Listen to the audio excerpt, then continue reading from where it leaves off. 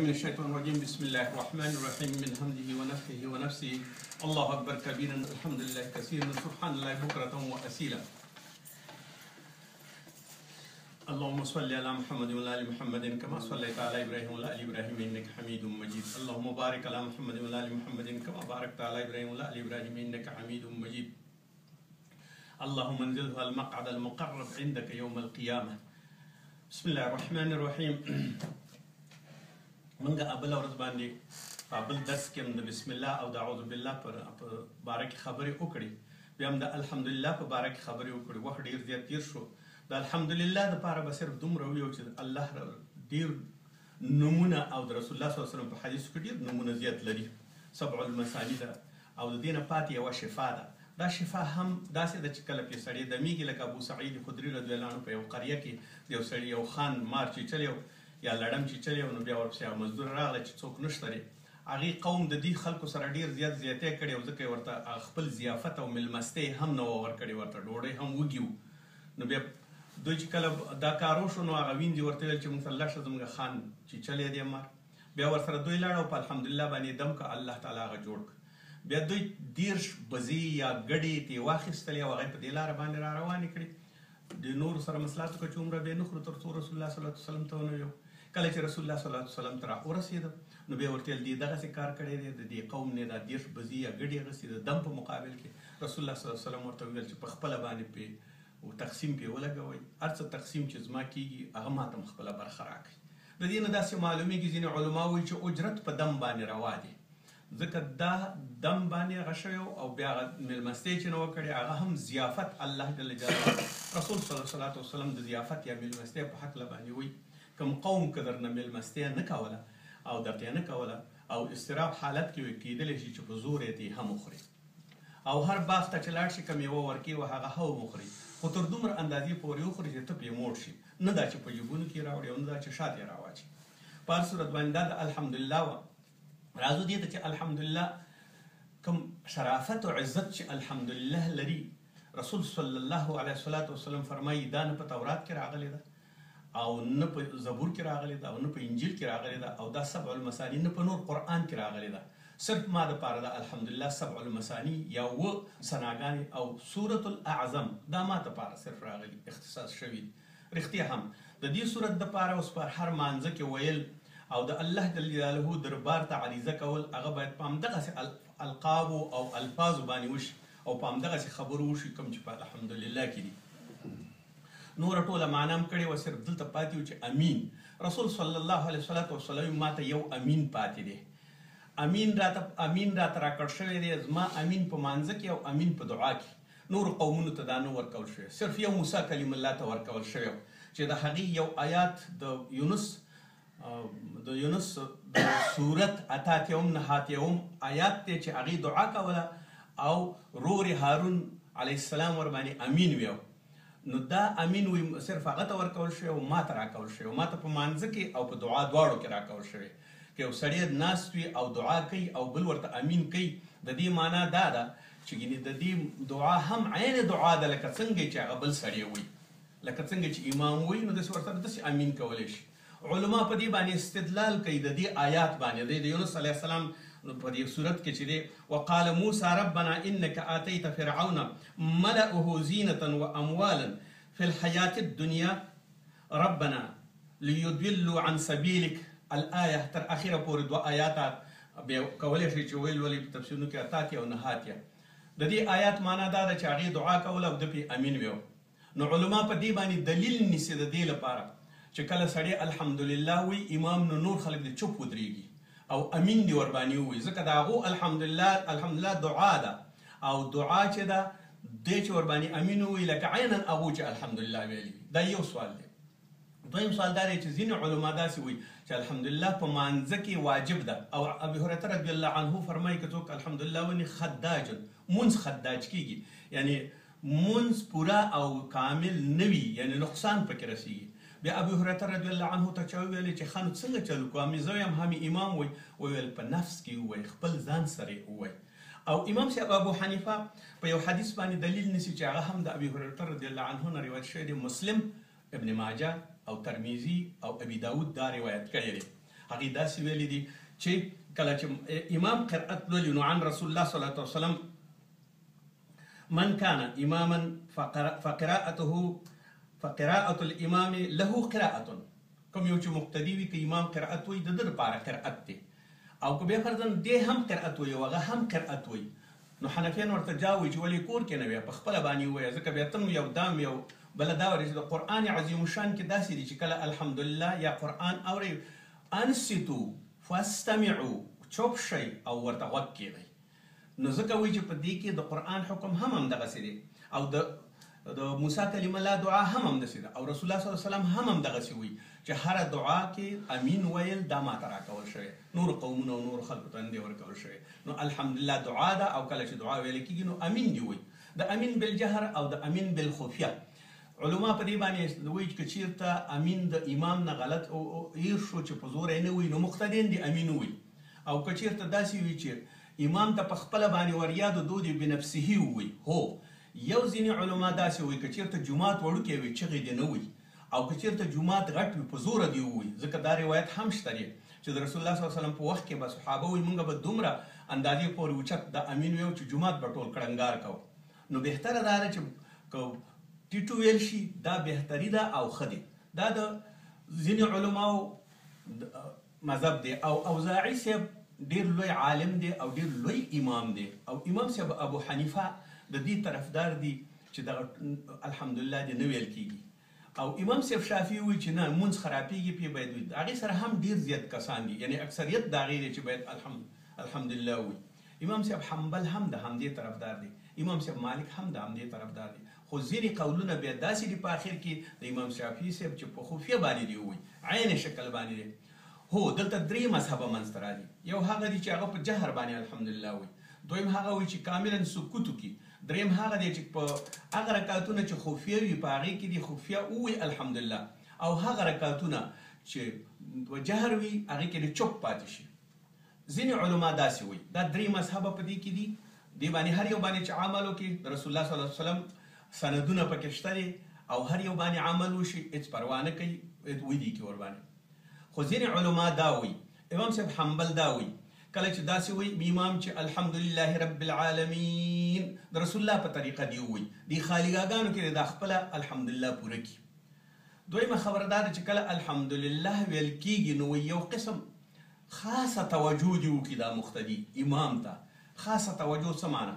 چې ټول حال د خپل مخامخ کې د امام سره اقتدا یې ورپسې کړې ده، چې هغه وایي چې الحمدلله دا د دلته ځان سره عین الفاظ په همدې خوله کې په پټه او هم دې په زړه کې جوړ کړي چې هغې الحمدلله وویله نو دا دې وایي، نه به د بل چا مزاحم کېږي، او هم به هغه څه چې په جهر باندې وي هغه به هم ویل کېږي، دی به هم الحمدلله وایي.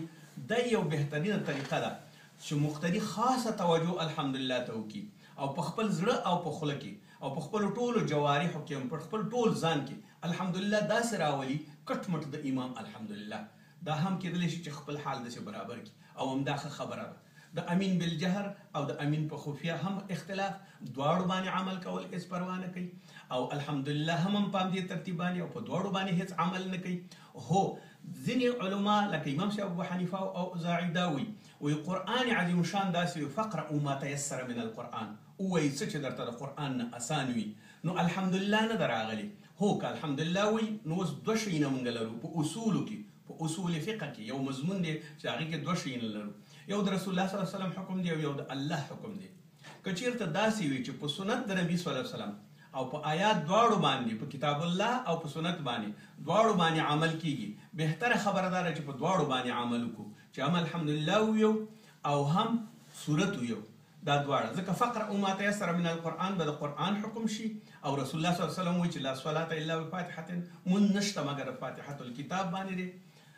نو اوس که هغه هم یو اول کې نو هغه به یا واجب یا سنت شي، او فرض به ادا شي در الله جل جلاله. خو الحمدلله په قرآن عظیم الشان کې امر نه دی راغلی چې دا ووایي په مانځه کې فقرأوا ما تیسر من القرآن. او کله چې فقرأوا ما تیسر من القرآن نو قرآن په اندازې د ضرورت سره هغه به ویل کېږي، او الحمدلله که ویل شي هم اوس د رسول الله صلی الله علیه وسلم حکم دی. نو تطبیق کوو د دواړو، د سنت او د کتاب الله. که ودې ویله الحمدلله امام ته دې غوږ کېښود، خو په دغه ترتیبونو باندې چې مزاحمت پیدا نه شي. داسې نه چې ته دلته داسې په زوره زوره باندې وې چې خپله توجه دې هم وشي بیا قرآن ته غوږ هم نشي ښودلی نو د دې په لحاظ باندې باید الحمدلله په ډېر یو ترتیب باندې ووایې چې نه خپله مزاحم شي او نه بل چاته مزاحم شي او توجه دې ټوله امام ته وي او که په خفیه باندې او چپ ودرېدي هم پروا نه کوي دا ټول عملونه پیښ شوي دي اوس راځو دې ته چې دا خو د رسول الله صلی الله علیه وسلم هغه څه چې په الحمدلله کې اخر درس دا چې پاتې اوس راځو دې ته سوره بقرې ته راځو سوره بقره د غوا په نامه باندې یادېږي ابن عباس رضی الله عنه وایي داسې مو وایي چې سوره بقره لا ولكن البقره في سوره داسې ووایي چې دې دغې صورت کې د بقرې ذکر شوی دی داسې مو وایي چې سوره بقره دا هم ښه وایي د بقرې په نامه مه یادوئ ځکه د صورت بیا ډېر زیات توهین کېږي نو دا هم ښه ده او که د بقرې په نامه دي نور علما وایي که بقرې په نامه وویل شي دا د خپل نوم دی هر یو کتاب الله هر یو صورت خپل نوم لري او د هغې نومونو دپاره ویل کېږي نو اوس سوره بقره باید وویل شي هېڅ پروا نه کوي نو که بقره وویل شو او که دا دې ویلې چې دې صورت کې بقره ده ذکر شوې ده د موسی کلمه الله انشاءالله بیا وروستیو درسونو کې به راځي د هغې قصه په بني اسرائیلو کې شوې ده هغه به راشي د سورت بقرې په مخ کې اول بسم الله الرحمن الرحیم ما ویلو چې بسم الله الرحمن الرحیم صرف د نمل د سورت یو جز دی انه من سلیمان انه بسم الله الرحمن الرحیم هغه یو مستقل آیات دی په سوره نمل کې او دلته چې راغلی د بسم الله الرحمن د فصل د دوو سورتونو ترمنځ راغلی بسم الله الرحمن الرحیم او بله دا چې هر کار شروع کې نو باید په بسم الله شروع شي دا د رسول الله صلی الله علیه وسلم حکم دی اوس راځو دې ته چې په دې سورت کې اول لیکل شوي الف لام میم الف لام میم دلته دې ته نه ته معنا اخیستی شي نه عزت یې اخیستی شي نه تې عرب اخیستی شي نه تې عجم اخیستی شي نه تې پیغمبر اخیستی شي الله جل جلاله حروف مقطعات مقرر کړي د هر صورت په مخ کې او دا صورت ټول عربي ژبه 28 حروف یا 28 توري ده او د 28 تورو نه 14 توري راغلي په سوره مقطعات کې ځینې کې یو حرف راغلی ځینې کې 2 حرف راغلي ځینې کې 3 حرف راغلي ځینې کې 15 حرف راغلي کاف ها عین یا صاد دا 15 حرفونه راغلي دا وایي هغه رموزات ځینې علما وایي دا د صورت نوم دی او خپله ابوبکر صدیق عمر رضی الله عنه عثمان رضی الله عنه علي رضی الله عنه ابن مسعود رضی الله عنه دا وایي ما يعلم تأويله الا الله مونږ چې په څه شي نه پوهېږو هغه تاویل دی الله ده مونږ د دې په معنا نه پوهېږو الله پوهېږي او معنا یې پوهېږي چې دا حروف مقطعات چې څنګه راغلي او د کوم غرض دپاره راغلي هغه په هماغه ځای باندې خپل پاتې خو موږ یې نشو کولی ځینې خلک دا وایي چې دا د الله تعالی نوم دی الف نه الله شو او د لام نه جبریل شو او د میم نه محمد شو او ځینې خلک دا وایي چې الف لام میم دا د رسول الله صلی الله علیه وسلم د الله نوم دی ځینې خلک دا وایي چې دا د دې قرآن عظیم الشان کې چې کوم یو د بقره سوره ده او دا الف لام میم راځي نو کوم وروسته چې دا صورت راځي دغه حروف به پکې زیات وي الف به پکې ډېر زیات وي د نورو حروفو نه د بې نه د تا نه د سوات نه د دې نه به پکې د الف زیات وي لام به پکې زیات وي میم به پکې زیات وي ځینې خلک دا وایي ځینې خلک اکثر خو اجتماع د علماو دا وایي چې دا زموږ خپل یو اجتهادي علم دی دا موږ او نور ټول علما په دې باندې قانع دي چې موږ په دې باندې نه پوهېږي الله تعالی دغه کم یو حروف مقطعات چې راوړي دا په 9 صورتونو کې راغلي د 9 صورتونو اول او دویم او داسې ترتیب باندې راغلي دي بیا په دې قرآن عظیم الشان کې رسول صلی الله علیه وسلم حدیث دی چې 7 طوال اوږده صورتونه دي او دا وایي ما ته راکړ شوي دي لکه په ځای د تورات باندې عوض د تورات باندې ما ته دا 7 صورتونه طوال راکول شوي دي او بیا وایي چې دغه ما ته دویم صورتونه 200 دي د 200 معنا دا ده چې په هر یو 200 کې یعنی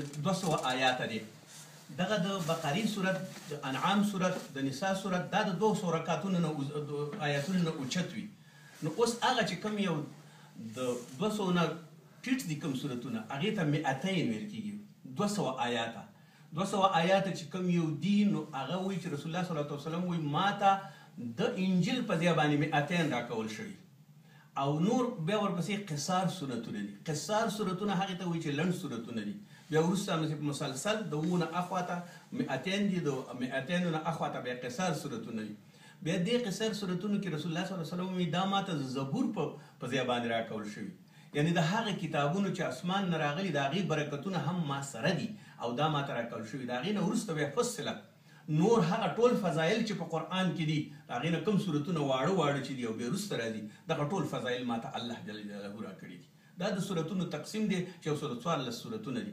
سوره بقره په مدینه کې نازل شوې ده. اخري آیات ولو چې حج کې مثلا یو آیات نازل شوی دی او د آیات چې کله نازل شو رسول الله صلی الله علیه وسلم یا 80 ورځې یا 90 ورځې ژوند دی او بعد هغې نه بیا وفات شوی دی. خو دا مدني صورت دی ولو که دا په مکه معظمه کې نازل شوی وي هم دا د مدني صورت په نامه باندې یادېږي او دا د ډېر ټولو نه اوچت او اوږد صورت دی. حدیثو کې راځي چې رسول الله صلی الله علیه وسلم فرمایي د لکل شیء سنام، د هر شي دپاره یو اوچتوالی وي لکه د اوښ بوکان او د دې اوچتوالی د قرآن عظیم شان او اوچتوالی د دې سوره بقره ده. او په بل حدیث شریف کې وایي چې کله انسان د ورځ د قیامت باندې شي نو 2 غمامتان به ورته راځي، 2 وریځې یا ورته به راځي، داسې مرغان به ورته راځي چې د سورة عمران او بقره چالوستي وي. دا مرغان به په ده باندې سورې کوي او دا به نه پرېږدي هغه سخت تکلیف او یا هغه حالت ته. دریم بقره صورت په حدیثو کې راځي چې رسول الله صلی الله علیه وسلم ته ابن خدیر سحر کې راغی او ویل چې ابن خدیر د شپې قرآن عظیم شان لوسته او ورته داسې یو حالت راغی چې هسې ترپکې شروع کړي، هسې شیطاني شروع کړه. نو ده فکر وکړه چې دا ولې زما اس شیطاني کېږي. فسکته کله به چې دی چپ شو نو اس بیا چپ شو وبدرېد غلی. بیا دویم ځل بیا چې شروع کړه بیا اس شیطاني شروع کړه، بیا فسکته بیا چې دا چپ شو اس هم چپ شو. بیا چې دا وکړه چې د اس مې ډېر زیات جنجال کوي، د ده سره زوی یحیی نومېده هغه ورسره نږدې وي، دا زما اس دومره شیطاني کوي کېدلی شي چې دې ته کوم تکلیف ونه رسېږي یحیی ته. نو وی خپل زوی پسې ورغی او دی راپورته کړ. کله چې زوی راپورته کړ نو دی په دې اسمان کې ګوري چې یو سوری شانتې دی، وریځې شانتې دي او په دې کې چراغونه دي او دا مخ پورته ځي. نو سحر راغی رسول الله صلی الله علیه وسلم ته وایي چې ما دغسې یو خوب لیده، دغسې یو حالات مې ولیده. نو رسول الله صلی الله علیه وسلم ورته آواز وکړ اقرأ یا ابن خدیر، اقرأ یا ابن خدیر، اقرأ یا ابن خدیر. ووایه ای د خدیر زویه، ووایه ای د خدیر زویه. یا که تا وایي شپه سبا کړې وې په همدې قرأت کې نو دې ټولو خلکو به دا لیدلی وې ستا دغه ته ملایکې راغلي وې، ستا قرأت ته ملایکې راغلي، دې ټولو خلکو به دا ملایکې لیدلی وې. نو په هر صورت باندې د بقرې صورت ډېر زیات او بهترین صورت ځکه دی چې دې کې آیات الکرسي ده. آیات الکرسي د هر یو مرض دعا ده او که چېرته سړی وایي په ځان باندې چوفکۍ دې نه قلا تاویږي، دې نه حفاظت کېږي، ملایکه د حفاظت کوي. او د دې د بقرې د صورت سره د هر یو آیات سره 8 ملایکې د ده د پذیرش دپاره راغلي. کله چې دا لمانځه او دراته نو د دې دپاره 8 ملایکې ورسره هر یو آیات سره راتلي. په لحاظه دا بهترین صورت بقره دومره دروند صورت دی، دې کې احکام ډېر زیات دي. ځینې علما دا وایي چې په دې کې زرګونه احکامونه دي، زرګونه پکې نور شیان دي، زرګونه پکې نور، هر شی په زرو باندې دي. خو په هر صورت باندې بقره صورت بهترین یو صورت دی. قرآن عظیم شان پې شروع شوی دی. بیا دا قرآن عظیم شان د حمزې ځای چې شروع کېږي نو الحمدلله الله جل جلاله چې کله راولېږله نو په آخر آیات کې که زموږ او ستاسو فکر موږ او تاسو اهدنا الصراط المستقیم، موږ برابر کا نیغې لارې ته. نیغه لاره ورته وایي چې د نیغې لاره دا معنا ده ستا په جواب کې الله تعالی درته قرآن راولېږه. ټول هدایت په قرآن کې دی. نو ځکه علما وایي چې د دې ټول قرآن نچوړ یا د دې ټول قرآن شیره الحمدلله ده او د دې ټول الحمدلله نچوړ ایاک نعبد و ایاک نستعین دی چې دې کې دعا زما او ستا او د الله تعالی ارتباط شامل دی. دا د هغې نچوړ دی او نور قرآن دا ټول جواب د الحمدلله دی. نو اوس دې کې ټول هغه څه دي چې تا غوښته او کوم شی چې ته غواړې په الحمدلله کې، کوم درخواست چې تا ورکړه، کوم اپلیکیشن دې چې وکړه نو د هغې په عوض کې درته دغه ټول شیان راغله. اوس دا واخله او خپل عمل پرې وکړه. راځو دې ته چې خبره ډېره اوږده نه شي. الف لام میم دا حروف مقطعات د همدې نه شروع کوو. اوس دا ویو چې ذالک الکتاب لا ریب فیه، ذالک دا کتاب لا ریب فیه، په دې کې شک نشته دی. اوس موږ دلته دا ذالک ویو د اشارې د اسماء اشارو دپاره درې صیغې دي. هذا لکه ډاکټر صاحب هذا، انجینر صاحب ذاکا او انجینر صاحب یحیی ذالکا، دا او متوسط او هغه لري. نو ذالکه د اسماء اشارو د لرو دپاره راځي. ذالکه چې دلته راغلی دی وایي ولې دې کې ذالکه راغلی دی؟ ځکه دا خو باید د لرې دپاره وي. عربي نحو او صرف دا نه قبلی چې دې دپاره دا راغلی چې ذالکه راغلی. وایي چې ذالکه ورته ځکه راغلی چې د دې عظمت په دې کې دی. لکه تاسو چې یو سړي ته ډېر زیات درنښت کوئ، تاسو هلته تشریف لرو او حال دا چې در سره ولاړي، نو دلته الله جل جلاله د دې کتاب عظمت دومره بیان کړی چې ذالکه یې ورته راوړي، اشاره اسماء اشاره د لرې ورته راوړې ده چې د دې عظمت په ځای باندې شي، نو ځکه ورته ذالکه راغلې ده. بیا بل وایي چې کتاب څه ته ویلی کېږي؟ هر شی چې مابین د دوو قایو کې وي او داسې یو شروع شوی وي، د یو موضوع بحث کوي، بیا دا کتاب په څو شکلونو باندې تألیف، تصنیف او تحقیق، دا په دې شویو شکلونو باندې تقسیمیږي. او د ابتدا نه چې کوم ځای نه شروع کېږي دغه کتاب چې په دې من د دې دوو قایو کې دی، رسول الله صلی الله علیه وسلم هم دا لغات استعمال کړی دی چې کتاب معنا دا ده چې د یو دوو ورقو ترمنځ د دوو قایو ترمنځ ایښودل شوی وي. دا مقدمه به لري، مفهوم به لري، نور شیان چې د دې په ضرورت کې وي د کومې موضوع دپاره وي، د هغې د روښانتیا دپاره به وي، بهترین یو بیان به لري، ډېر الفاظ به لري. تر اخیره پورې به څوک چې مطالعه د دې کوي هغه به په خپل ځان باندې پوه کوي چې زه د څه دپاره راغلی یم. د اولین ځل دپاره زموږ ستاسو کتاب نه هو دیوانو. رسول صلی الله علیه وسلم په حدیثو کې وایي د هر سړي دپاره 3 دواوین دي، 3 دیوانونه دي. دیوان دا معنا چې یو دفتر وي، یو افس وي، په هغې کې یو شي ایښودی وي، دوسي وي، فیلونه وي، دا شیونه پکې ایښودل شوي وي. اما کتاب نو راغلی ځکه هغې وخت کې رسول الله صلی الله علیه وسلم قرآن د خرماو، د هډوکو، په کپړو، په یو شي او په بل شي باندې لیکه منظم شوی نو، تر څو چې د ابوبکر صدیق رضی الله هم دغسې انتقال کړ، د عثمان رضی الله عنه په وخت کې بیا په 7 کتابونو باندې تقسیم شو، 7 حروف باندې راغلی او 7 کتابونو باندې بیا ولیکل شو، جوړ شو، برابر شو. ثابت رضی الله عنه دا قرآن لیکلی دی او صحابي دا وی چې ما د شپې ولیده چې ثابت رضی الله عنه په کور کې نورو. زه حیران شوم چې نور څنګه دی. هر څومره مې چې فکر وکړ د ثابت رضی الله عنه په کور کې نور راته، دا د قرآن لیکونکی دی او کاتب د وحی د رسول الله صلی الله علیه وسلم دی. او دته رسول الله صلی الله علیه وسلم ویل چې دا اسرائیل ما تیر باسي د دې ژبه څنګه وکړي. 15 سورتو کې دا ژبه یاده کړه، د بني اسرائیل ټوله ژبه یاده کړه.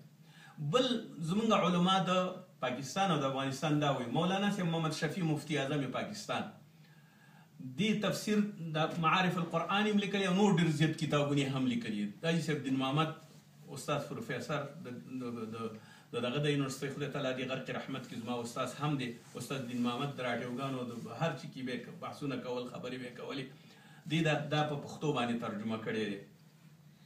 نو مولانا شفیع صاحب چې کله وفات شو د هغې د 2 ګوتو رڼا کوله، ټول خلکو یو بل ته خوده چې راشئ د مولانا صاحب شفیع دا ګوتې رڼا کوي. ولې چې دی پې ټول عمر قرآن، ټول عمر پې قرآن، ټول عمر پې حدیث، ټول عمر پې مسلې لیکلې وي، دې ګوتو یې رڼا کوله.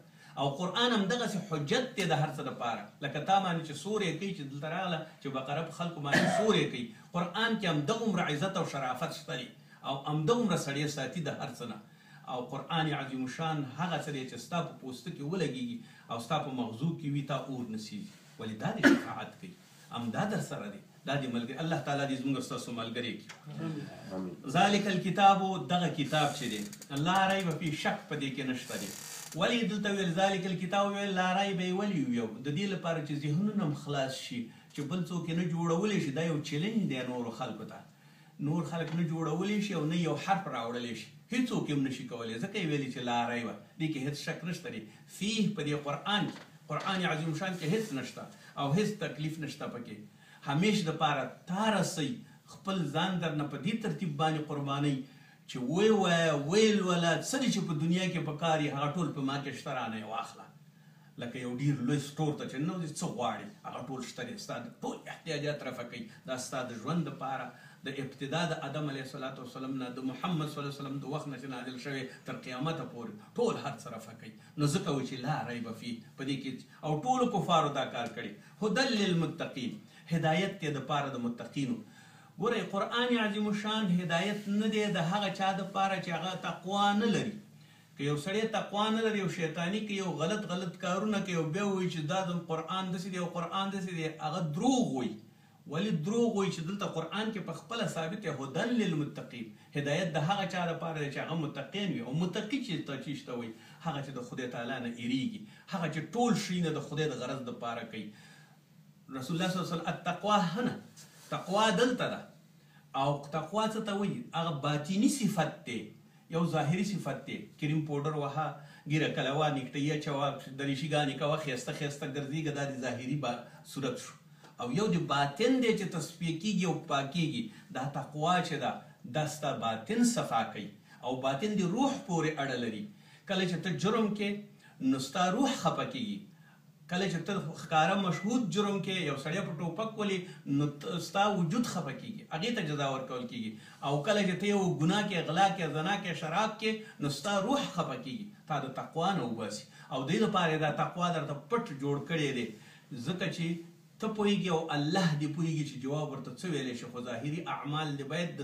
متقي غوندې وي تقوا دې زړه کې دی دا یو باطیني صفت دی باید دا ولري الذین متقین څوک دي دوی په خپله وایي الذین یؤمنون چې ایمان یې راوړی دی بالغیب په غیب سره الذین اشاره ده صله ده د هغه چا دپاره جمع دپاره الذی مفرد دی الذین جمع صیغه ده هغه کسان چې متقیان دي هغې ته اشاره ده هغې دپاره دا صله ده یعنې دا معرفي کړي دي ته چې هغو ته ده کله چې الذین ورته وویل شي نو ستا فورا توجه راجلبوي چې د دې نه غرض څه دی مخکې ویل یو متقین کنه او دلته ویل یؤمنون کنه دواړه ایمان څه ته وایي ایمان دې ته وایي چې تصدیق ته وایي خو که چېرته ایمان ځان ته ذکر شي په دواړو اعمالو باندې راځي هم په ظاهري اعمالو باندې راځي او هم په باطینی اعمالو باندې راځي ظاهر هم چې څه کې او په زړه کې هم چې تصدیق کې دواړه به ایمان پورې اړه لري که ځان ته ذکر شي او که چېرته ایمان داسې شو چې ایمان سره اسلام هم ذکر شو او یا عمل صالح ورسره ذکر شو نو په دې پوه شه چې ایمان د زړه تصدیق دی او کوم یو چې عمل صالح دی هغه اسلام دی هغه نیک کارونه د ایمان او د اسلام د دواړو جمع شو چې په دین د اسلام باندې هغې باندې تلقي کېږي فلهذا یؤمنون چې ایمان راوړي هغه کسانو چې ایمان راوړي بالغیب په غیب سره غیب څه معنا موږ تاسو د عقیدې په لحاظ باندې ظاهریات او مغیبات لرو ظاهریات څه ته یو دا قرآن دلته دی همدغسې وی وګوره دا ټکي په ټکي باندې وی خو تا جنت نه دی لیدلی دوزخ دی نه دی لیدلی ملایکه دی نه دی لیدلی خدای دی نه دی لیدلی آخرت دی نه دی لیدلی چې مغیباتو باندې ایمان راوړل دې ته ایمان ویلی کېږي تصدیق کول الله تعالی به ورځ په قیامت باندې ګوري جنت او دوزخ حق دی کتابونه یې حق دي ټول هغه څه چې الله جل جلاله موږ ته نه ښیي او نه هم دي لیدلي لکه ملایکې هغې باندې ټولو باندې ایمان راوړل دې ته ایمان ویلی کېږي تصدیق د هغې کول دې ته مغیبات ویلی کېږي په غائبو شیونو باندې ویقیمون بالغیب رسول صلی الله علیه وسلم نه پوښتنه وکړه چې اوس خو دا موږ یو چې بالغیب دغه ایمان راوړو اما هغه خلک چې تاسو وروسته نه ګوري نو د هغې خو هم غیب ایمان شو که نه وویل هو دغه کسان چې تاسو یې زما صحابه یې ورته ابو عبیده بن جراح مشهور عمرو بن عاص هغه ورنه دا سوالونه کړي یا رسول الله صلی الله علیه وسلم موږ خو تا سره جهاد هم کوو موږ تا سره لمونځ هم کوو موږ تا سره هر څه کوو نو آیا زموږ برخه به ډېره زیاته وي نظر د نورو خلکو نه رسول الله صلی الله علیه وسلم ورته په جواب کې نه ستاسو برخه به نه وي وایي ولې زموږ د عمل اصل دی وایي نه دغه زه چې یم غایب کېږم او نه یم او زه تاسو ته درس د قرآن در کوم حدیث درته یم هغو ته یې نه ورکوم خو هغو په ما باندې ایمان راوړي که موږ پوه شو او په یو حدیث شریف کې دا راځي چې تاسو زما صحابه یې او هغه زما ورونه دي وروسته چې راځي ځکه ورونه دي چې زه یې نه یم لیدلی او په ما باندې ایمان راوړي دا فضیلت د ایمان دی چې موږ او تاسو ته راکول شوی خدای تعالی دې زموږ او ستاسو نصیب کړي ویقیمون الصلاة او اقامت او درول د مانځه دي څومره چې شؤونات دي فروعات دي او اصول دي او وړه او غټه خبره ده په اقامه باندې دلالت کوي مثال په طور باندې اودس په ځای باندې وکړي ښه ښایسته اودس وکړي او بیا راشي ودرېږي په دې نامه باندې چې د اذان سره اذان وي او د اقامت سره اقامت وي نه دا چې هلته اقامت ویل کېږي او ته دلته خبرې کوي خپله مانځه ته فروض دي واجبات دي په خپله هغې ته مستحبات دي هغې ته آداب دي اول آداب دې دا خراب کړه چې باید رسول الله صلی الله علیه وسلم درته وایي چې ته اقامت کېږي اقامت وایي او چې اذان کېږي اذان ووایي ځان سره تر څو پورې داخل شي ستا شرایط دا نه دي چې ته یو سړي ته ځای پرېږدې چې ته راشه ودرېږه مخکې آیا ته به دا کار په آخرت کې وکړي؟ آخرت کې نشي کولی. یو زوی ورځي پلار ته وایي چې پلاره لږه نیکي راکړه زما په کار ده، وایي دا داسې ورځ نه ده چې زوی د پلار په ښه شي. ښځې ته ورځي وایي ښځه ورته دا به دې ورځ نه ده چې زه ستا په ښه شمه. دا د آخرت یو خط دی د شیطان دپاره. ته د شیطان نه ځان وروسته کې یو بل سړی ځان ته مخکې کې. هو که یو کشر سړی وي سینې تقاضا نه کوي نو بیا درسته ده. او که نه د خدای په درسترخوان کې ستونه مه کوه، یو بل مه مخکې کوه، مخکې شه. شیطان جنګ ته ولې شاته راځي تی؟ په هر صورت باندې شیطان دې بیرته مجبوري چې شاته تې راشي. په همدې اول صف کې ودرېږه. عایشه صدیقه رضی الله تعالی عنها فرمایي وایي که چېرته زه نه رویم نو ماته د جنت اصل ګټل ډېر اسان. وایي څنګه؟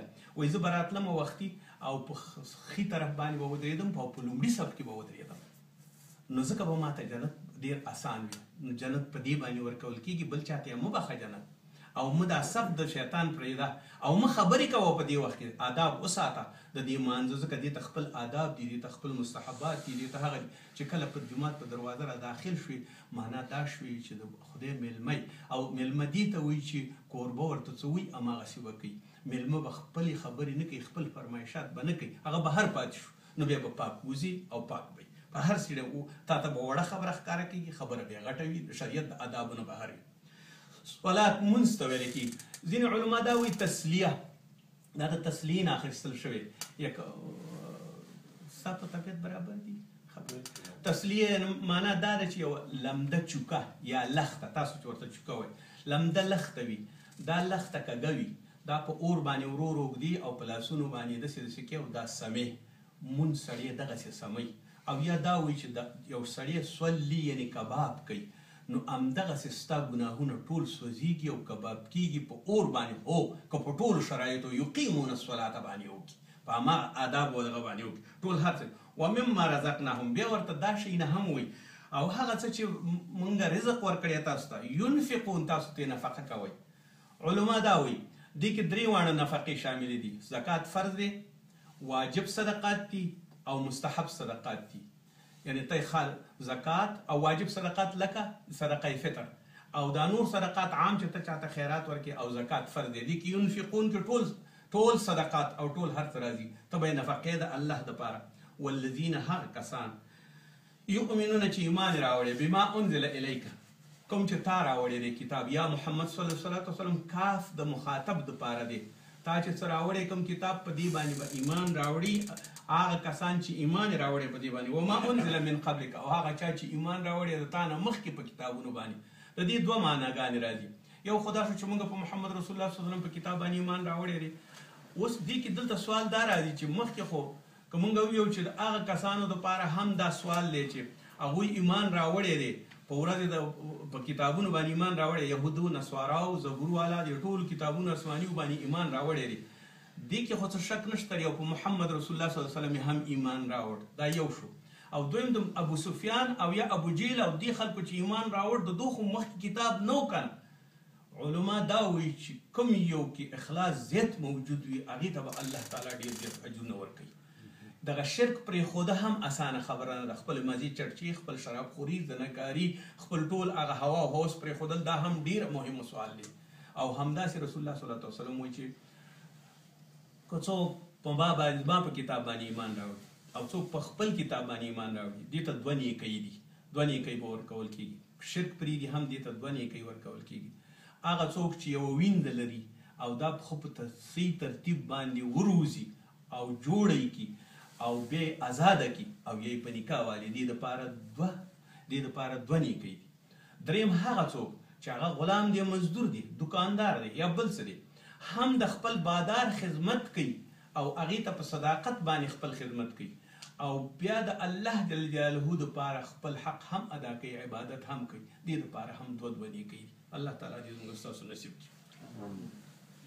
بما انزل الیک وما انزل من قبلک د دې معنا دا ده چې د نن ورځې نه نیولې تر هغه ورځې پورې چې آدم علیه الصلاة وسلام څومره کتابونه او صحیفې راغلي. په آدم علیه السلام 10 صحیفې راغلي دي، په شیس علیه السلام باندې 50 صحیفې راغلي دي، همداسې په ابراهیم علیه السلام 10 صحیفې راغلي دي، همدغسې په زبور په داود علیه السلام راغلی، انجیل په عیسی روح الله راغلی، تورات په موسی کلیم الله راغلی. دغه ټول کتابونه د اول سر نه د ابتدا تر دې ځایه پورې من قبلک څه چې مخکیني وو ټولو باندې باید ایمان راوړو. موږ او تاسو مې چې چې موږ په کتابونو باندې ایمان آمنت بالله وملائکته وکتبه موږ په کتابونو د الله باندې ایمان راوړی دی. نو اوس هغه کتابونو ایمان معنا دا نه ده چې موږ پې عمل کوو، صرف موږ په دې وایو چې هغه د الله تعالی کلام او پیغمبران ته په وخت او زمان کې راغلی و. خو اوس موږ ته خپله قرآن شته دی او کوم چې د تورات او د انجیل مسلې دي په قرآن کې راغلي او د زبور موږ همدغه عمل کوو او هغه د عمل وړ نه دی. ځکه اوس یو انجیل په 4 قسمه تقسیم شوی دی، مرقس دی، یوحنا ده، لوقا ده، متی دی، 4 انجیلو باندې جوړ شوی دی. نو موږ په کوم یو باندې ایمان راوړو؟ نه، کوم چې قرآن کې هم راغلی او هغه کتاب مکملا مجملا هغه موږ تسلیم کړي، ایمان هم پرې راوړی دی. وبالآخرة هم یوقنون، او موږ په آخرت باندې وایو. یو دنیا ده یو آخرت دی. دنیا دغه دنه ده موږ تاسو سره چې کومه نږدې ده دا لنډه ده، وایي دنه دې ته وایي چې لنډه وي در سره او یا هېڅ شی نه دی، دا لنډه ده. آخرت دا دی چې آخر کې ده. نو موږ ځکه یو معنی کې ربنا آتنا فی الدنیا حسنه وفي الآخرة حسنه وقنا عذاب النار. نو آخرت هم غواړو چې هغه سبا ورځ ده او لرې دی، او دنیا هم غواړو دغه چې دنه ده او موږ سره نږدې ده. وهم یوقنون، او په دې باندې یقین وکړي. یقین یا تیقن دې ته نه ویلی کېږي چې زما یقین کړی دی او صرف په خوله باندې وویل. یقین دې ته ویلی کېږي چې زه دا کتاب ګورم، په دې باندې عمل کوم او په دې باندې بیا ګورم. یقین، شک، ځوان او یقین اخیره مرحله د تصدیق دپاره. په دې باندې به یوقنون جمع ده، ټول به پې ایمان راوړي او یقین به پې کوئ. اولئک علی هدی من ربهم، دا کسان چې دا پورته ذکر شو دوی چې دي علی هدی من ربهم، په هغه هدایت باندې دي چې کوم یو من ربهم د رب د دوی ځنې دي، یعنی رب د الله تعالی نه چې کوم هدایت نازل شوی دی، کوم احکام نازل شوي دي، کوم یو د عبرت عبادات نه دي، که اخلاق وي، که عبادات وي، که معاملات وي، که د دنیا امورات وي او که د آخرت امورات وي. هدی من ربهم موږ ته هدایت شوی. حتی د خپل د زناورو دپاره هم سبح اسم ربک الاعلی الذي خلق فسوى والذي قدر فهدى، هغه په خپله باندې ټول شیونه مقدر کړي، اندازه کړي دي او هدایت ورته کړي. لمر ته هدایت کړی، سپوږمۍ ته هدایت کړی دی، تیږې ته هدایت کړی دی، کاڼي ته هدایت کړی دی، دیوال ته هدایت کړی، ټول شیونه فقدر هدى وکل له قانتون، ټول د هغې دپاره تسبیح گزار او اریدونکي دي. دا نو د الله دپاره کوم یو ډېر ښه فارسي کې ډېر ښه شعر دی، وایي دا اوبه، اور، هوا، خاورې دا ټول بنده دي، ما او تا دپاره مړه خو د الله دپاره ژوندي دي. نو دا ټول شیونه چې هغه وایي واولئک هم المفلحون، دغه ټول شیونه چې برابر کړه او دا شرایط یې برابر کړه او تر دې یې پورې راغی. اولئک هم المفلحون، دا هغه خلک دي چې رستګاران دي، کامیاب شوي دي، خلاص شوي دي، نور ورته بیا تکلیف او زحمت نشته دی. د دې سورې بقرې تر دې پورې دا بس دی. الله تعالی دې اجرونه عوضونه درکړي. ربنا اتمم لنا نورنا واغفر لنا انک علی کل شیء قدیر. اوس کولی شئ سوال.